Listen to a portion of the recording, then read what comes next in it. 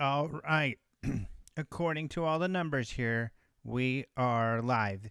Welcome to UFOs Seriously. Actually, let me do my intro.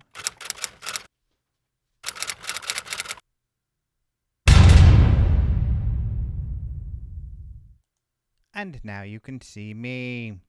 My name is Alejandro Rojas. I'm a journalist. I've written about UFOs for well over a decade, probably nearly two, for quite some time.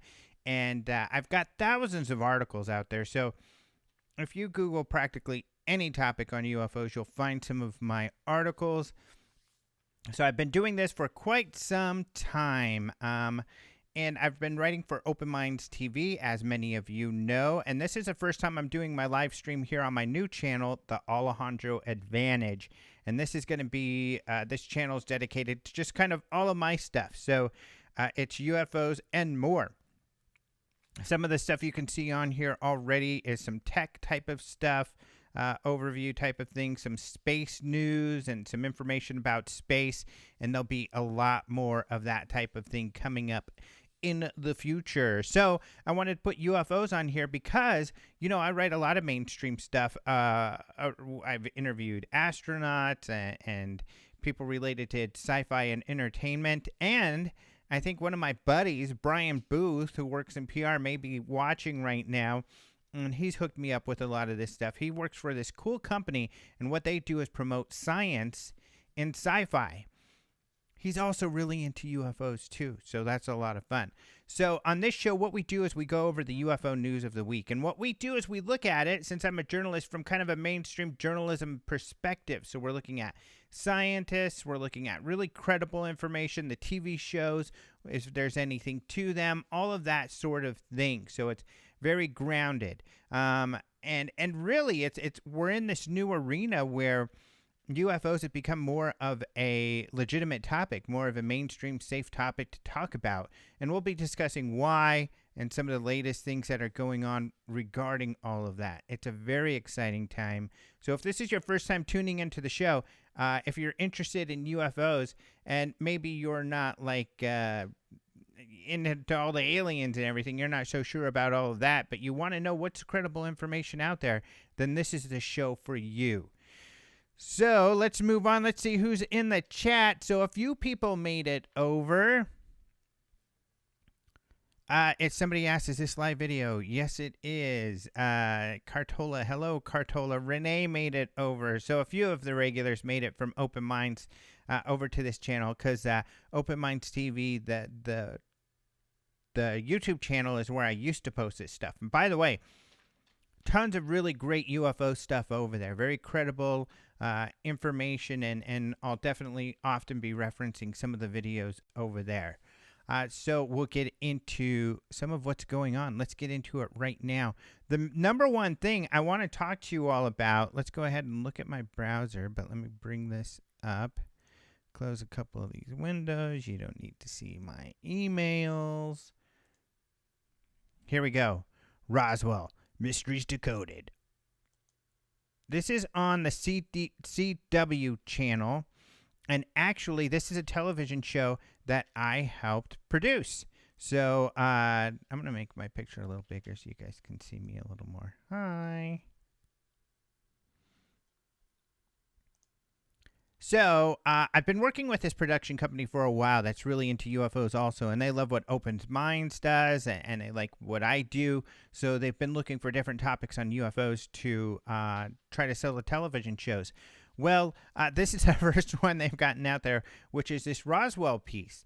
Why do I laugh? Because everybody's writing about Roswell. Roswell, everybody knows about Roswell. It's the number one, you know, it's kind of boring to me, at least. However, there's a lot of people that don't know stuff about Roswell. So what we try to do with this show that's airing tonight in the next couple of hours on the CW is we tried to bring some new information. So I'm in a little bit of it. Actually, I'm mostly in the background and got, figured out kind of the topics that we would cover. But my good buddy Ryan Sprague is actually the host of the show, along with an actress, and I'm so sorry I can't remember her name. We haven't met face-to-face. We met a little bit over video chat, but so I don't know her too well, but she's great in it, and I haven't even seen the final cut. But Ryan and the guys, tell me that it turned out really good. So it better have, or else they're gonna have heck to pay, right? So yeah, I guess I don't want to give any spoilers, but I will say we looked into a couple of avenues of new information. And if you're familiar with my writing and my writing on Roswell, you may have a clue as to what I'm talking about here. In fact, I speak every year at Roswell at the annual event that they have that commemorates the alleged crash in 1947 in early July. And a couple years ago, I spoke on what we've covered in this show, kind of the latest and greatest. And my point here was that even though a lot of people get really upset, why are you talking about Roswell? We've been talking about Roswell forever. There's nothing there. And I kind of feel the same way. But there really is stuff to look at there. There are avenues of research that could be very fruitful. And of course, if indeed, as many people suspect, there was a crashed alien spaceship, in the desert there, if that could be proven, that would be an extraordinary. And for me, because I'm really attached to the truth more than proving aliens are here, even if we find out it's something mundane, like it really is some top secret balloon project that they just didn't know about back then that would be great too, because we'd be solving the mystery and we can move on to other mysteries. That's the wonderful thing about the UFO phenomena, is that there's plenty of mysteries out there that are unsolved, despite what some will tell you, to research and investigate. So that's what's going on there. I'm going to come over here real quick. Otherwise, I want to get to my Patreon. And, of course, that's what we do often. And Patreon, you might be a member. It's this website where you can go look at information about some of your favorite podcasters and stuff. And I have my own Patreon site. And it's also a page where if you're a fan of somebody, or rather, you can donate towards their effort so they can keep going and they can keep doing this sort of stuff. So, of course, you can do that on my page here. Here's the different levels of donations. And I do give giveaways, and I didn't have time. I was going to do another one. But, I'll let you know. So for my patrons, this is usually for the tier 2 and 3, the intergalactic planetary members and the planetary intergalactic members. I do giveaways. So next week I'll tell you what I'm going to be giving away, and then within that week I'll choose somebody to give it away. In fact, I gave away something that I got from National Geographic to Joseph, one of my patrons, just a couple weeks ago, and he seemed to really like it. So, luckily, there's a lot of times when the television shows or you send us stuff. And what I'm going to be giving away next time is I got some cool stuff from the Mars television show from National Geographic. So I'll give away something there. I also have some UFO Congress t-shirts to give away. So there'll be lots of giveaways coming. But let's look at some of the other stuff that I've been up to. And I post everything I've been up to here. This is the last podcast. So January 8th, I did on Open Mind UFO Radio, the 2018 year in review. Martin Willis, who usually joins me for the news at the beginning of the show, he runs a podcast called Podcast UFO. He was in on this panel discussion, and so was Lee Spiegel, formerly of the Huffington Post. That's probably where he's most well known, because he wrote hundreds and hundreds of UFO stories. That was his beat with the Huffington Post, UFOs. He was, on the staff there to write about that. Now he's working with James Fox. James Fox created two of what I think are the best UFO documentaries out there, Out of the Blue and I Know What I Saw. And so they're working on something new there. And Lee dropped a bomb on us, actually, during this show. He said that in the making of the James Fox film, he got to visit, and I've got to be careful because he didn't want to release too much information, and I know a little more than what he told us, but that he got to visit some scientists who have some material that they have tested that they believe is anomalous. He didn't say how anomalous, but the topic was proving something is from a UFO, or an alien spacecraft. So it's kind of alluding to maybe they have some material that may be from an alien spacecraft, and they're going to share details about this in this upcoming documentary that they're putting together. So very exciting. The documentary has been shot. It's going to be released in spring. I guess the other thing that he released is that he spoke with Senator Harry Reid. They had interviewed him for this documentary as well, and that he had confirmed that some people. Oh, they also talked to David Fravor. Okay, David Fravor, this is an important story. So Senator Harry Reid, if you're not familiar with this story, he's the guy who was the kind of the front guy to get funding for this Pentagon program where they looked into paranormal topics, including UFOs, back in 2007. We'll talk more about that as time goes on here, but that's why Harry Reid was important, and in fact, we'll be talking about him in the news momentarily. And of this program, one of the cases that I guess the Pentagon looked into, it's a related program, not the same exact one that this money went to that Harry Reid brought together, but they looked at a case from 2004 outside of San Diego that happened to the Nimitz Carrier Strike Group, where they saw a UFO, jets were scrambled, chased this object that they said looked like a Tic Tac, a white Tic Tac. It hovered for a while and then flew away at an incredible speed. And a report came out about this, and the pilot, who was a commander who went and kind of chased this thing around, has come out. He's been on CNN, he's been on Fox News, he's been all over the place discussing what he experienced and that he really believed this was an advanced technology beyond our own. Well, Lee also revealed to us that he interviewed him, he and James Fox, for their documentary, and that they confirmed they had spoken to the Defense Armed Services. And what we were talking about in this year in review is and why this came up and why this is important, is that the government, or at least politicians, seem to have a renewed interest in the UFO topic.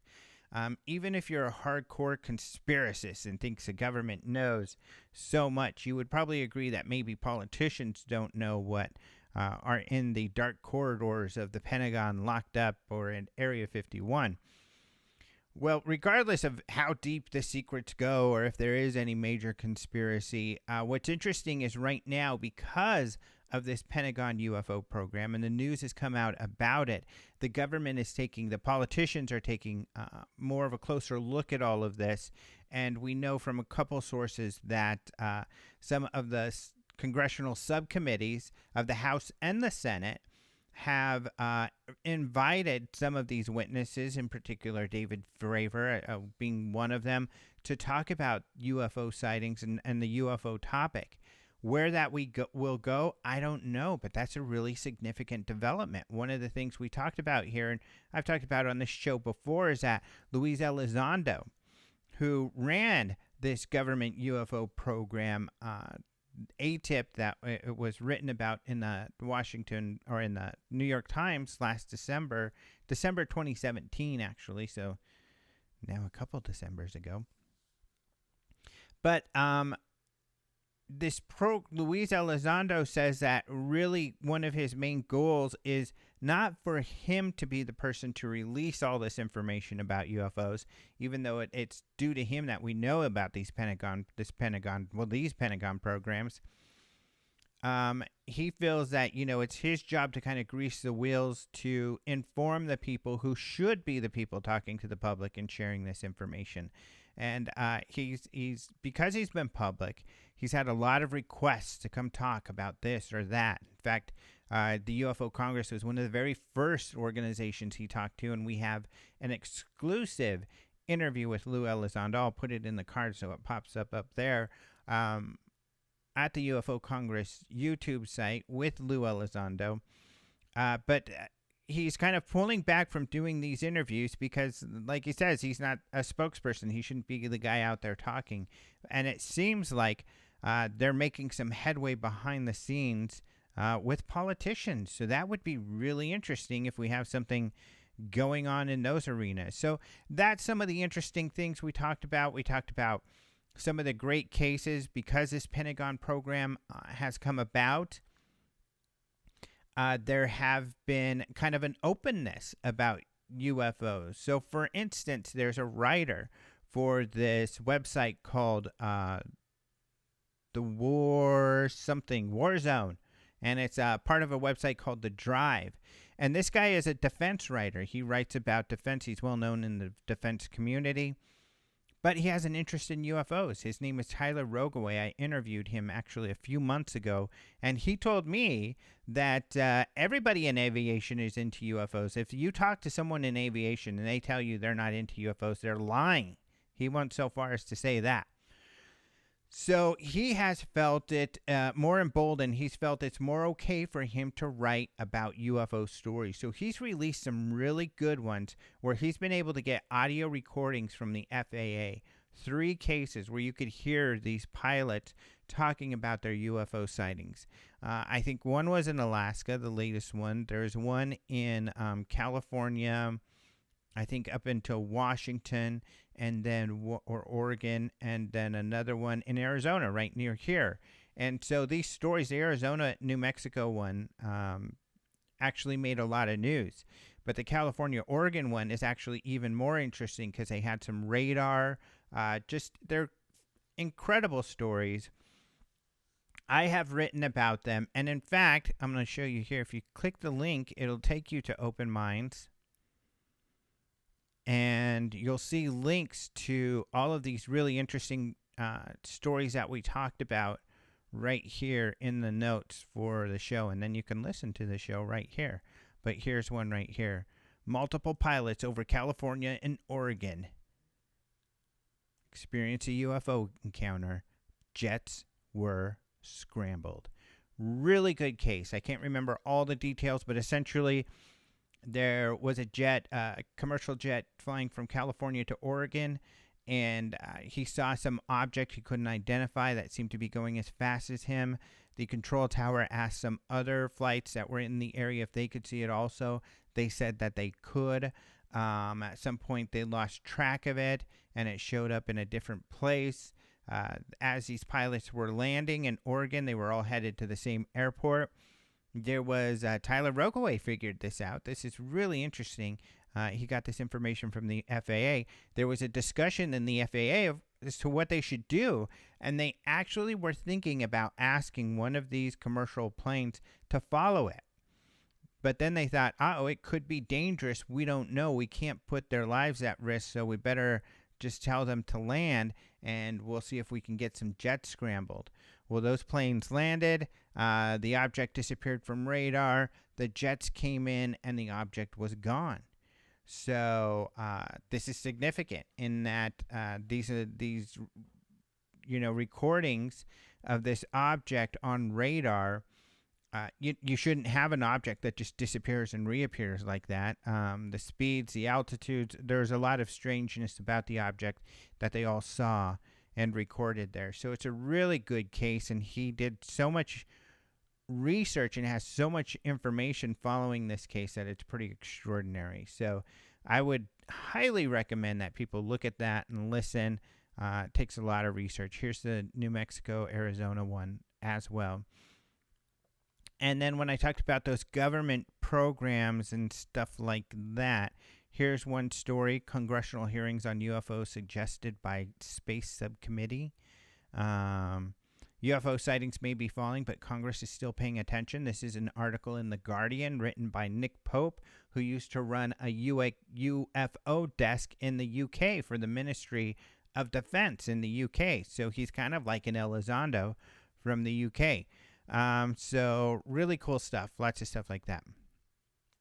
Some of the other stuff, I guess I should mention that the reason that Lee brought up this information about this potential material that he's been able to see that these scientists allegedly believe is unusual is because we were talking about To the Stars. So Luis Elizondo is now working with Tom DeLonge in this organization called To the Stars.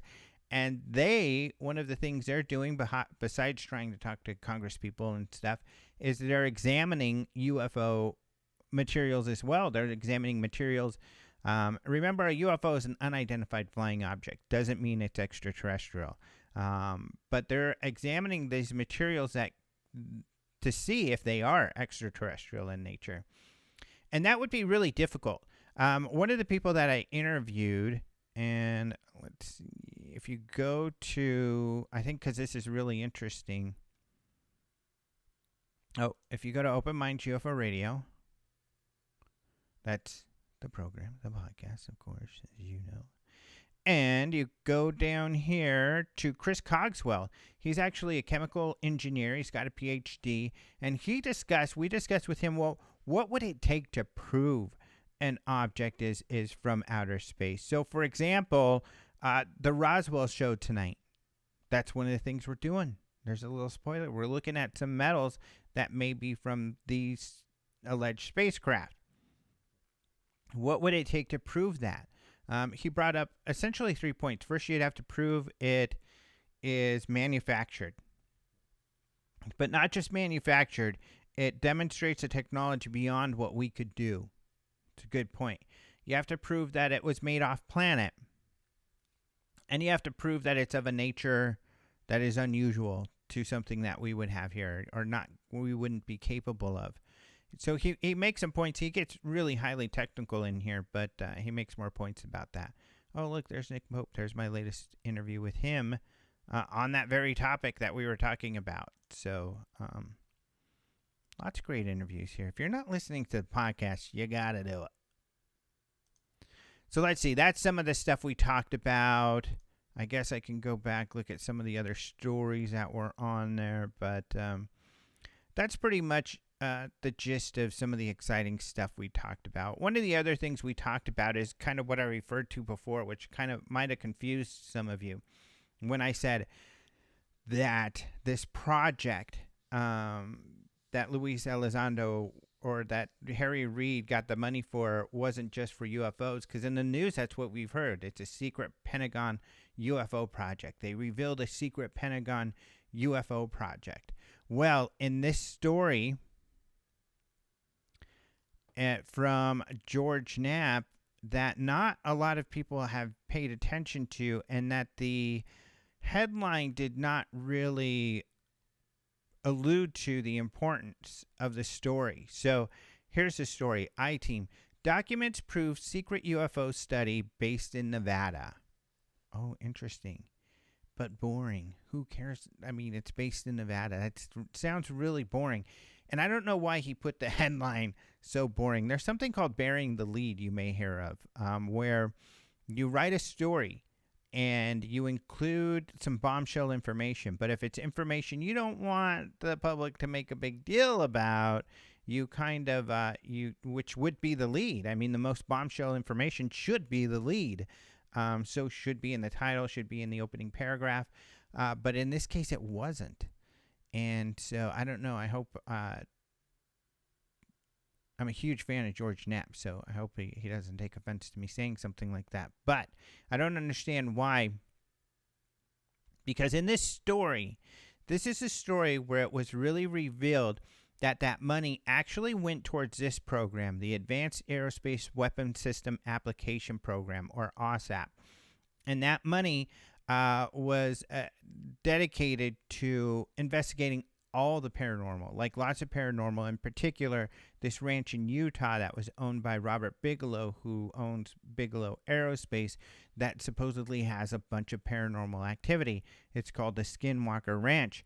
Google it if you don't know about it, and read the book Hunt for the Skinwalker, or watch the recent documentary Hunt for the Skinwalker to find out more. But there's all so what does that mean? You know, if you go down here, there's another link to an extraordinary document. This is a statement from a senior manager of Bass. This is the department inside of Bigelow Aerospace that was researching all of this, that got the funding from the government to do more research into this ranch. And it says here that I'm going to read this first couple of sentences here. The investigations by Bass provided new lines of evidence showing that the UFO phenomena was a lot more than nuts and bolts machines that interacted with military aircraft. The phenomena also involved a whole panoply of a diverse activity that included bizarre creatures, poltergeist activity, invisible entities, orbs of light, animal and human injuries, and more. What? Remember, this is a senior manager of an organization that received $22 million to investigate this topic, and this is what they're saying they found. It gets crazier, dude. This whole document is very difficult to read, actually, because it's, I think, written by some super genius, most likely. I mean, these were all scientists, but look at this one. Okay, I'm going to read this couple of paragraphs. One of the major successes of Bass was in adopting the novel approach of utilizing the human body as a readout system for dissecting interactions with the UFO phenomena. This novel approach aimed to circumvent the increasing evidence of deception and subterfuge by the UFO phenomena, in that multiple eyewitnesses co-located in the same vicinity frequently report seeing widely different events. Evidence of deception and subterfuge by the UFO phenomenon. Right here, people. This isn't on my website, which is credible and you can trust it anyway, but, but you could say, oh, he made that up. No, this is on Las Vegas Now, the news website, and it's embedded in this story of George Knapp, who's won just a ton of journalism awards and is a great researcher, investigative reporter. So this is the wildness of this case that really I don't think people realize, is that this program was pretty weird. And later on out of it, and what we learned from here too is that there were people who didn't want this program to continue. And it's in here somewhere, but they don't say a whole lot of it. But I interviewed George Knapp about this, in fact. And if we go back to Open Minds Radio, not only that, actually, let's go. I'm going to show you something else. So I interviewed George about all of this. And here's a transcript of my interview with him, because we got into detail about how this all came about and how there was a faction. In fact, I think he called it a cabal inside of the government, a religious cabal, essentially, that was against looking into all of this and got it all squashed. And they did such a hatchet job on the program that it ruined the reputation of the guy who was running the program. We don't know who was running it from the military side, overseeing this program, but that person, I guess, went through the ringer by this large religious faction.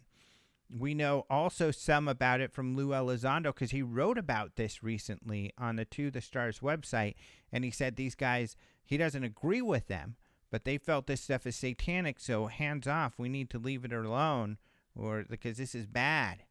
And he's kind of the mind, well, if it's something that we can learn how to do, maybe we can learn how to combat whatever this is, even if it's satanic. And they're like, no, dude, you're not going to be able to combat Satan. This is Satan, dude.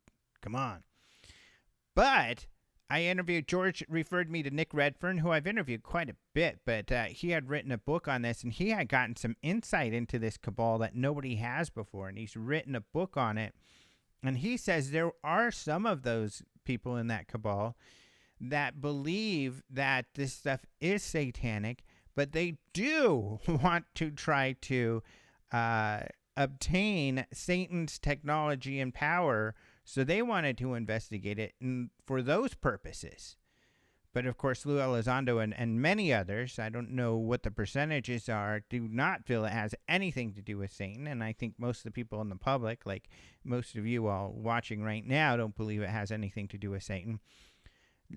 Felt that wasn't a good reason to cut the program. So, extraordinary revelations in 2008. This was an incredible year for this topic. I mean, this is all... We hear crazy stuff all the time, but we hear it from, in some cases, goofballs. I'm not going to tell you who I think the goofballs are. I'm a bit of a goofball, I guess, but I'm a credible goofball. But some non-credible goofballs who just make stuff up or who make major assumptions and then want you to buy their assumptions and then want you to buy their books written about their assumptions when we can all assume all day long. But gathering facts and doing the rigorous research is something different. And George Knapp, that's what he does. And not only that, inside of, Luis Elizondo, that's what he did for the government, working in counterintelligence, terrorists, counterintelligence for the CIA or for defense intelligence.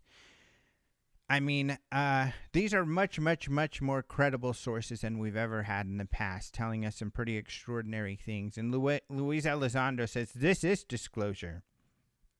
What you are getting is disclosure. I'm telling you what the government knows and has investigated regarding UFOs. Some people disagree, of course. They feel like there's a lot more to reveal. And I guess in their defense, Luis Elizondo says that as well, that there is much, much more to reveal and that it will be revealed, or much more will be revealed this year in 2019.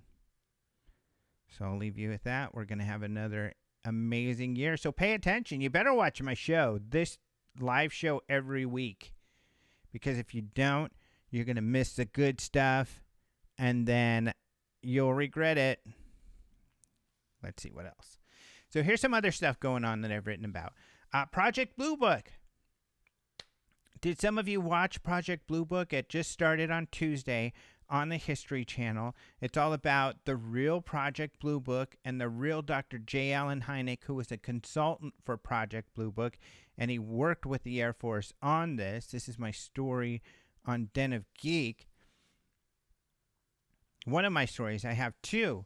So it doesn't completely stick to the facts. In fact, I'm going to go to the other one. Here's my review. So this is Aidan Gillen, who is, you may notice him, I knew him best as Littlefinger on Game of Thrones, but I guess he was on The Wire and many other shows that I didn't catch. But he's great. He plays a great Hynek. And he's this scientist who's very smart. And he's just kind of got this curiosity and open-mindedness of that a scientist should have. It's a line from my story here. In looking at these UFO sightings, and he's finding, hey, there's something more to these sightings than I thought. So here is my review of the show. Got a couple of comments. I haven't even read those, but I definitely would welcome all of you. Oh, that's cool. My favorite Martian. You guys remember that? Come read my review if you saw the show or not, and let me know if you agree with me here. I do talk about how, it doesn't stick to all of the facts. However, I do make the argument that they encapsulate the real feelings and really what was going on there. And they are covering real cases that were extraordinary. And what's really cool about all this is that if you want just straight facts, about this, about what's going on, you can go to the History Channel's Project Blue Book page, and they've got information. World War II pilot UFO dogfight. That was in the first episode. If you click this link, you'll get to a story that is a real story that is based on the facts of this sighting that they were portraying in the first episode there. So, and then if you go to more here, you'll see even more stories about different things that they're going to be covering. Flatwoods Monster is going to be, I think, in episodes 3 and 4. That's going to be really good. I'm excited about that. UFOs in D.C., guess who they quote in here? This intelligent young man who is a UFO journalist named Alejandro Rojas is quoted in here. I love that guy. So yeah, so read my story, see what you think. And I included some of the insight I have because I have watched a couple of the episodes, and I interviewed the writer and creator of the show, and I also interviewed Paul Hynek, who is J. Allen Hynek's son. Oh my goodness, look at this. A text from, let's see, I'm going to show you. I shouldn't show you all this, huh? But anyways, I'm going to bring this over here because I got to tell him, what is your problem? I got a text from Martin Willis. Are you streaming? Yes, I'm streaming right now, you goofy guy. In fact, I'm going to come over here and look at the questions real quick. Somebody asked, what keeps them from revealing everything right now? That's a really good question. Bacon cheddar bomb. Bacon cheddar bomb. Bacon cheddar bomb. That's like a rap. You want to rap when you say that song. But let me answer your question, Bacon cheddar bomb. You have a couple good questions. Why don't they reveal everything they know now? Well, this is what's interesting about this whole thing, is that Lou Elizondo, let's bring up a picture of him. We're talking about him so much. Let's take a look at this fella. Really good guy. I really like the guy. I'm going to admit that. Don't know if I should, but I'm gonna. Does that make me biased? Maybe. But he just seems very genuine. He retired from the Pentagon program because he felt that they weren't taking the issue of UFOs seriously enough. He sought then to do something in the public sector. That's what they call it. If you work for the private sector, that's when you leave public sector, is, working for the government or something. Private sector is going out. So he was going to go work for a company or something.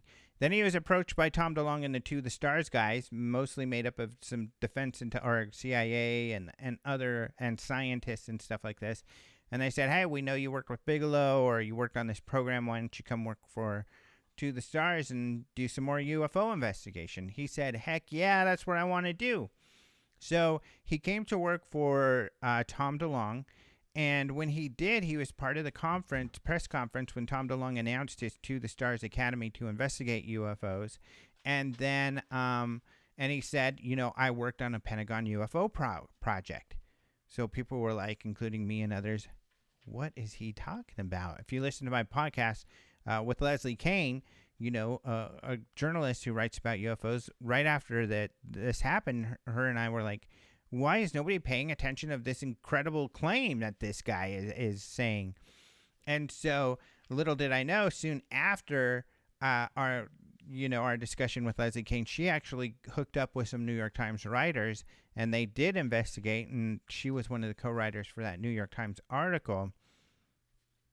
But he revealed that the program exists, but he's walking a fine line in that he will not and cannot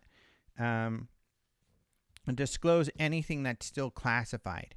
So it's not like, at least if on the surface, it's not like the government chose to reveal information. It was Luis Elizondo who chose to reveal information. And so he's a little bit, he can't, he can't reveal everything that he knows or everything he worked on because a lot of it is still classified. But what he can do, like he said, is grease the wheels to get some of that information declassified or see if there's ways to get some of that information out. And just by him giving the information that he has allows people like George Knapp or some of us others to go then dig into these areas he's talked about, and we have more of an idea of where to go to look for information. And that's why some of this information that has come out, because due to him we know where to look. Why don't they reveal everything? There's a lot of schools of thoughts to that. The hard part is we don't know everything that they reveal. The most kind of conservative answer to that question is represented, I would say, by this gentleman, John Alexander, who worked in Army intelligence. He says UFOs are real. There's a true mystery. He worked with Bigelow on the Skinwalker Ranch. He's the one who says that what they experienced there was a precognitive sentient intelligence. And many of the people who work with Bigelow at the Skinwalker Ranch believe this. What that means is this thing was intelligent, whatever that phenomena was, and it was precognizant. It knew what we were going to do before we did it. What John Alexander says is he investigated who are the secret keepers in the government. He found there weren't any. He called it more of a conspiracy of ignorance or incompetence. What he said is that people were so embarrassed about the topic that many times they either didn't report UFO sightings or just hid the files or destroyed them because they were embarrassed. They thought it was stupid and they don't want anything to do with it. And we do have ample evidence of that being true. Many military witnesses. Go talk to your friends or family who were in the military about this. And over again you hear, oh yeah, we saw a UFO, or my buddy saw a UFO. Did you report it? Heck no. We didn't want the people to make fun of us. We weren't going to. Who would we report it to?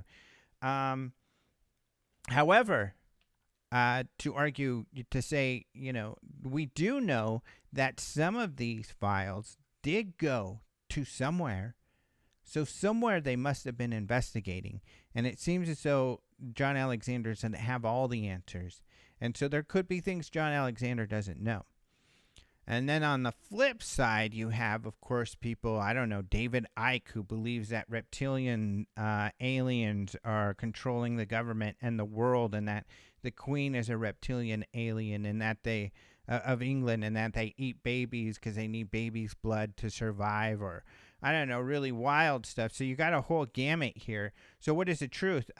It could be, if it's along the lines of what John Alexander is saying, that they just aren't revealing anything because they don't know enough.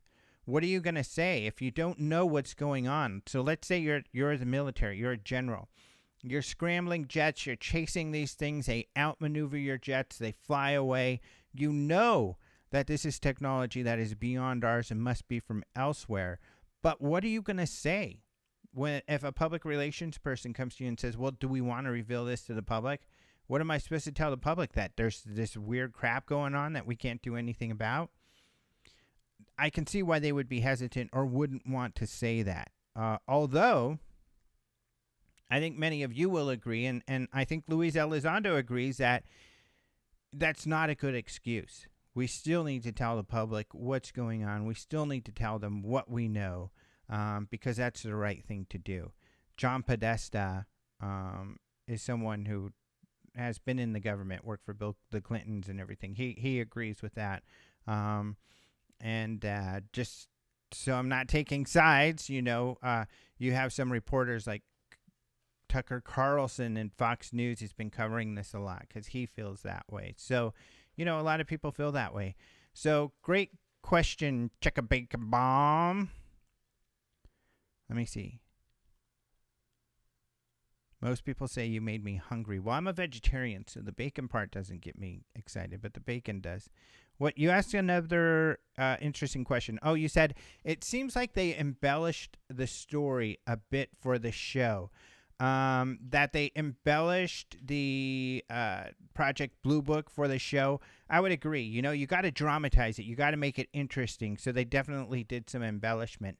But I think, you can't get away from that. You're trying to encompass a program that lasted for decades in a few short episodes and make it interesting and dramatic so people really get moved and feel the depth of emotion that, should be elicited from something like this. So I think they did a good job with that. And that brings me to the next story. Michael Malarkey. So I got to interview Michael Malarkey. He's the other kind of lead character. He represents the Air Force. He's Captain Michael Quinn. And by the way, a lot of people have been laughing. His name is Malarkey. Well, actually, that's his stage name. So he was a musician first. And so I guess that's the name he chose when he became a musician. To be funny, probably, and I didn't get the backstory. One day I hopefully will.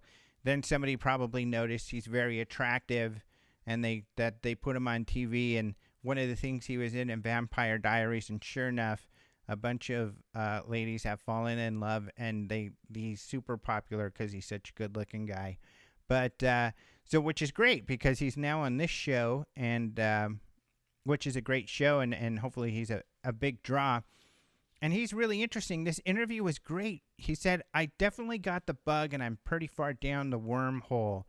I'm still obsessively watching documentaries and witnesses' accounts, and it's really changed my mind about the whole thing. And what he's referring to is UFOs. And that's what's great. He pretty much is saying that, knowing about Project Blue Book and Hynek has blown his mind. It really has solidified to him that there's no doubt that the UFO phenomena is a credible mystery. It's something that should be scientifically investigated. He's got the bug, and now he's listening and to podcasts. He listened to my podcast with his buddy David O'Leary, who wrote the show. And he's doing research. And what he hopes, and what I hope, and what I think is going to happen is that it will hook people. The more popular the show is, the more people are going to be looking at those credible, more serious History Channel shows or articles. The more they're going to be looking at this article or others that give them information about the real investigation and the real Dr. J. Allen Hynek, who, like any scientist or most scientists, or what we conceive of scientists' attitude towards UFOs would be, entered this investigation thinking, UFOs are ridiculous. This is stupid. He said they were ridiculous when he got involved. But over time, he saw that these cases were unsolvable, and it really seemed like something extraordinary was happening. And he became an advocate for, yes, oh my gosh, this is something that we really need to pay attention to. And I think people are going to identify with what Hynek is saying and him as a character. And I'm hoping that it will bring, more people to looking at all of this stuff. And I think it will. So that's a great thing about the show. And it gets me really exciting. And they're sending me a press pack too. So when I get that, hopefully in the next week, whenever I get it, I'll share with you guys on the show what's in there, and I'll probably give at least one thing away that my honey won't let me keep. She's right there. When I get it. No, I can't hoard. I don't want to be a hoarder. So let's go over here and see what else is going on. That's it for my stories on here. So let's look at the UFO news stories. I just posted some a little bit ago. In fact, I've got one right here. Oh, I wanted to show you guys this. This is really cool. So this is a guy who, I wanted to show you, we have a group that some of you hopefully are part of, the Open Minds UFO News Group.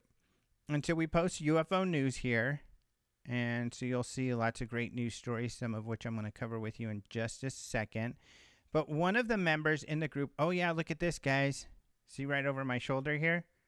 That UFO that's hovering. It's levitating. It is alien technology. Woo, woo, look. I can take this. Whoa. Pretty cool, right? Well, here's an ad that we just posted, a little GIF on those. Aren't those cool? But those are at the International UFO Congress store, store.ufocongress.com. And you can buy those, just like the one over my shoulder here. But anyway, I digress. Oh, one of the guys in here posted this video, which is pretty interesting.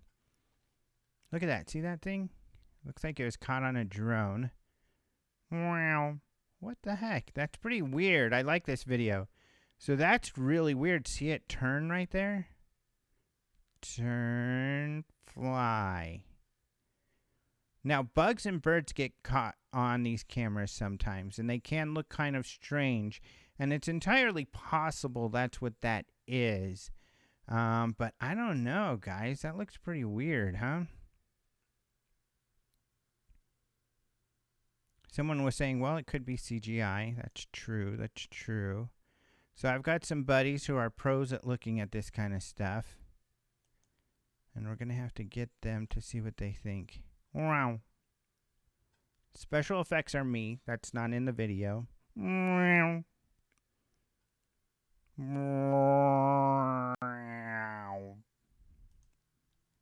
Sorry, it's fun to do the special effects.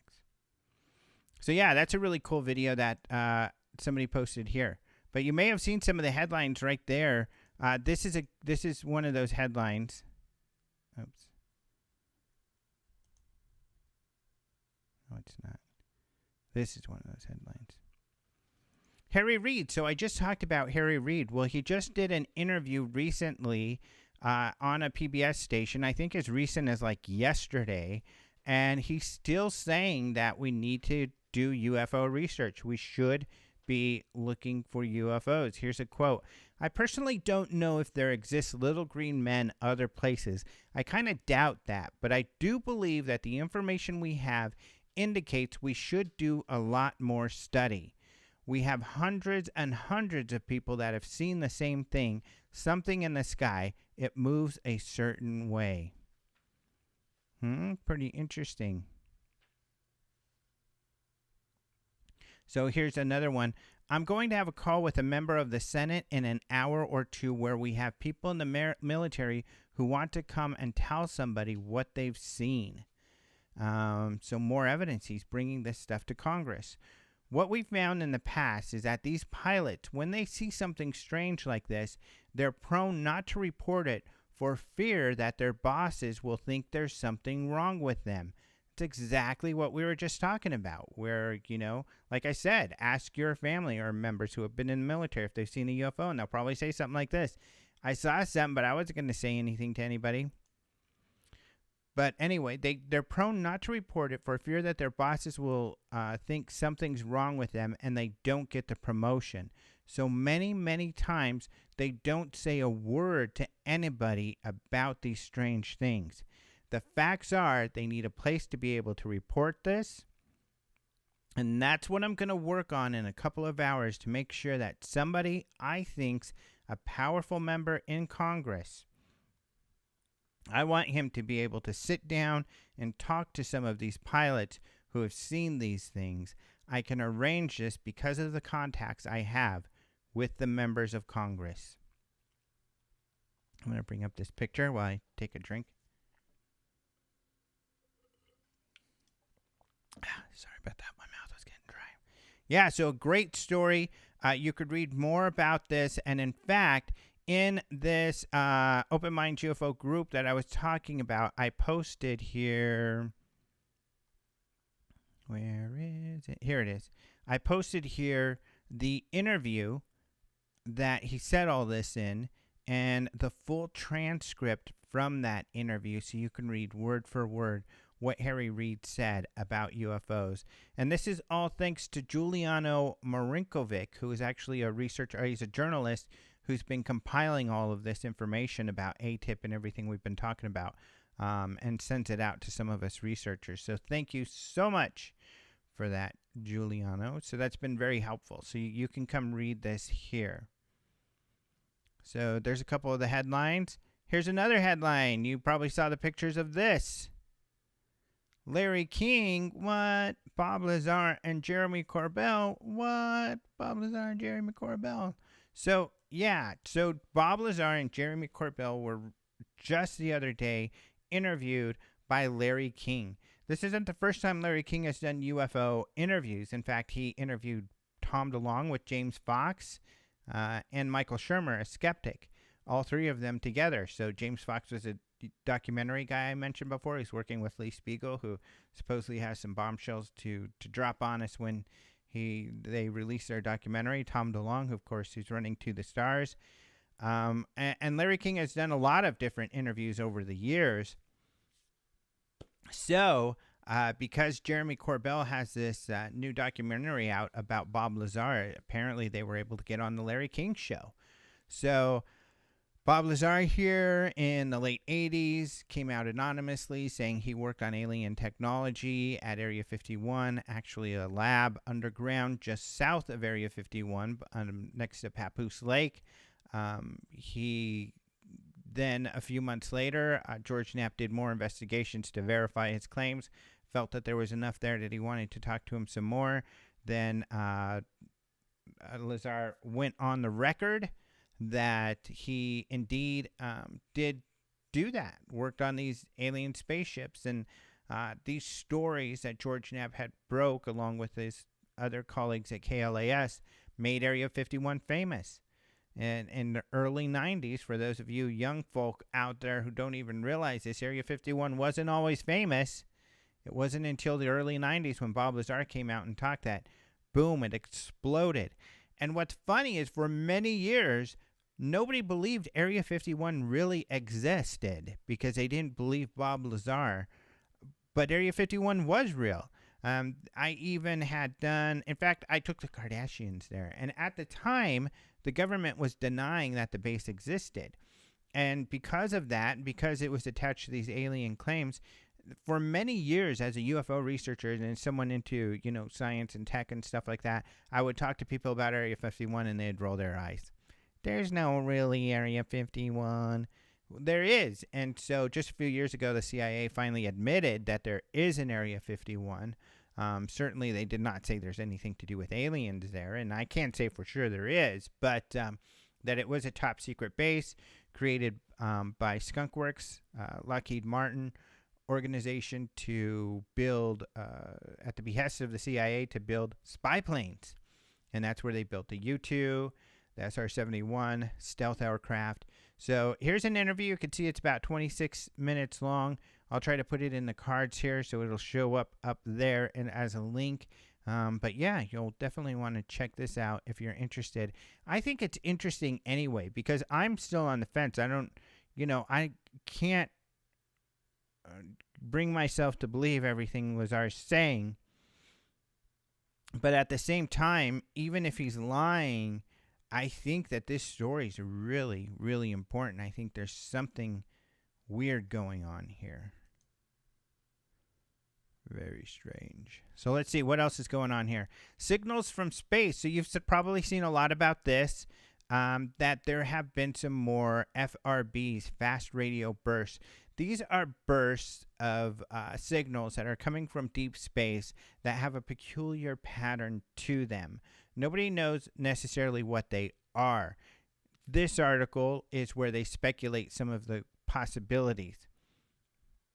A neutron star, two stars moving, blitzar, black hole, or of course, the big one, it could be an alien life form sending us messages. We don't know what the origins of these signals are, and they haven't been able to discover it. And of course, as time goes on and they can't figure out what it is, the more mysterious the whole thing gets, and the more and more people start to say, well, maybe they are alien signals. So this is an important story because this is another one of these stories, and we talked about this actually in our 2018 year in review, where scientists are suggesting that perhaps there are aliens out there. They're more open to suggest in their papers that one of the possibilities for a phenomena they are observing that they can explain could possibly be due to extraterrestrial civilizations. This world, man, It's getting crazier and crazier all the time. It's just, it's when you're someone who has been working with the mainstream, banging your head against the wall just to get them to listen to the credible information. When you have an environment like we've got now where scientists are more open to considering these sort of things, it's exciting. It's extremely exciting. Couple more stories that I honestly haven't read a whole lot about, so I can't speak to too much, are personal recollections with Dr. Hynek. This is a story. It looks like someone who knew Dr. J. Allen Hynek, and they talk about him here, hopefully in a positive way, because Hynek was cool, dude. And then also spinning black holes could open up gentle portals for hypersonic spacecraft. What? And then finally, the silver record. This isn't mainstream media. Usually I put mainstream headlines. I haven't even read this yet, but the reason that I posted it is that I've got some pretty firm. I trust the guy who does this article, and hopefully he watches. I know he listens. This is, I believe his name is Jason Silva. I'm sorry, I'm forgetting it right now. But he has put up this website where he's been following ATIP and the Pentagon UFO thing, and he's been following it very closely and posting information as it comes available. So this is really interesting. An interview with George Knapp. What's he talking about? Ooh. So you could see here some interviews and other cool stuff. And this article, we should get into that.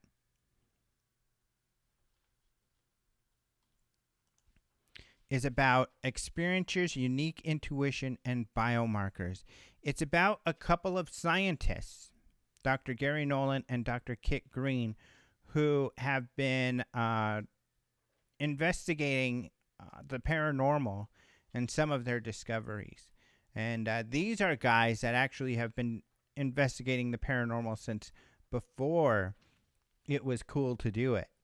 I.e. before December 2017 when that New York Times article came out. So I haven't read this yet. I was hoping I'd have time to read this before, we did this YouTube live, but I'm confident it's going to be good stuff. So I do suggest it. So I put it in our links here.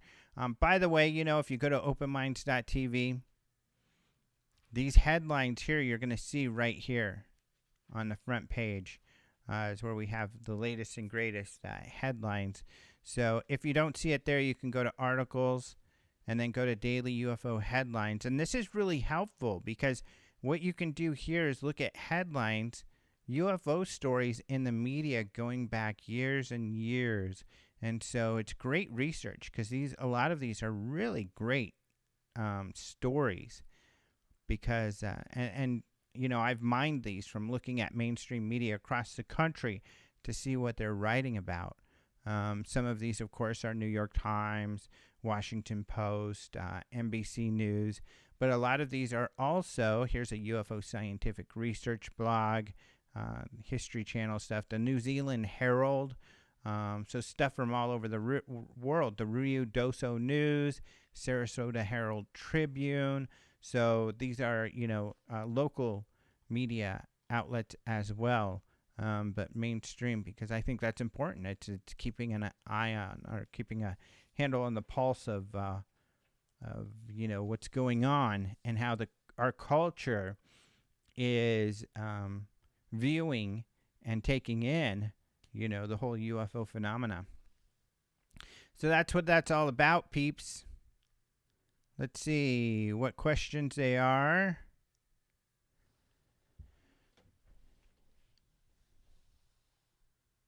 So, a movie on Russell Targ with the Stanford Institute. I guess it's going to be on Netflix in April. That sounds really interesting. That's another scientist. who has looked into paranormal phenomena. So that's really interesting. Thank you very much. Bacon Cheddar Bomb says he believes Lazar. And somebody's saying Canadians found something. Canadians found the aliens or something like that. But let's see. So that's about all for the questions. But we've been going on for about an hour. I'm trying to keep the show to about an hour long. And I think that we've covered quite a bit. So I'm going to bring up the closed screen. I know it's kind of sad when this screen pops up because it means that the show is pretty much over. And I'm going to fix this so you can see me. I don't know why those get messed up. But thank you so much for joining me for this UFO Seriously Live. Check out some of those links and some of those other things we talked about. We've got some more of these UFO lamps on for sale, so pick those up. Look, it's got this light too. Here we go, if you can see. So you can light up your desk, turn on just the top lights, or turn all the lights off. I like to keep it like this, where just these lights are on. There's these LEDs that change colors, because then at night you just see. We also got a bunch of these too. I'll tell you more about all these products as time goes on, but you can see them at store.ufocongress.com. But anyway, openminds.tv, you're going to see all the links to all of those stories that we talked about. You're going to see all the podcasts that we talked about, and all of that sort of thing. However, check out my Patreon site here, because this is where I'm posting everything that I'm up to, whether it be space or,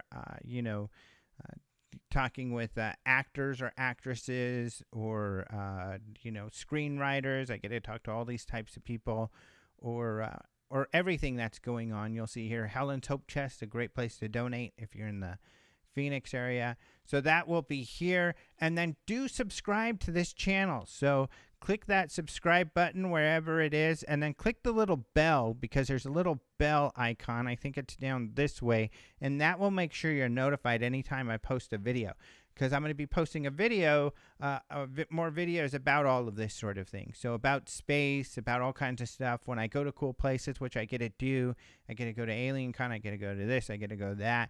I've got a drone, I've got a gimbal, I've got lots of cool equipment to interview people and do lots of videos. So I'll be posting them right here on this YouTube, the Alejandro Advantage. So thank you once again for joining me on the show. It's been a lot of fun. You guys are awesome. Check out the podcast. Check out ufocongress.com.